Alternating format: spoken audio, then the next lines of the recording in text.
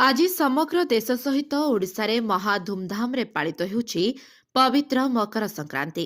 ଏହି ଦିନଟି ହିନ୍ଦୁ ଧର୍ମରେ ଏକ ବିଶେଷ ଓ ଶୁଭ ଦିନ ଭାବେ ପରିଗଣିତ। ମକର ସଂକ୍ରାନ୍ତି ସହିତ ସୂର୍ଯ୍ୟଦେବ ଉତ୍ତରାୟଣ ଗତି କରିଥାନ୍ତି, ଯାହାକୁ ଶୁଭ ସମୟର ଆରମ୍ଭ ଭାବେ ଦେଖାଯାଏ।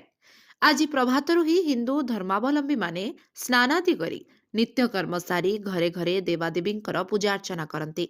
ପରମ୍ପରା ଅନୁସାରେ ଆଜି ମକର ଚାଉଳ, ଗୁଡ଼, ନଡ଼ିଆ ଆଦି ଦ୍ୱାରା ଦେବାଦେବୀଙ୍କୁ ଭୋଗ ଅର୍ପଣ କରାଯାଇଛି।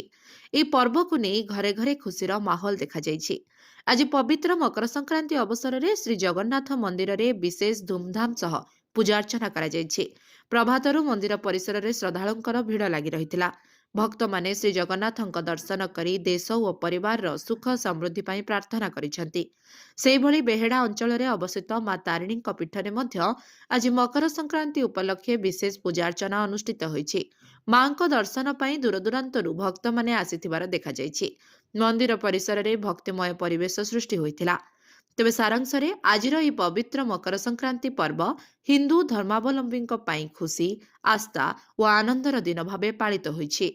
ନବରଙ୍ଗପୁର ଉମରକୋଟରୁ ତ୍ରିପତି ନନ୍ଦଙ୍କ ରିପୋର୍ଟ, ଲିଭ୍ ଲାଇଫ୍ ଓଡ଼ିଆ।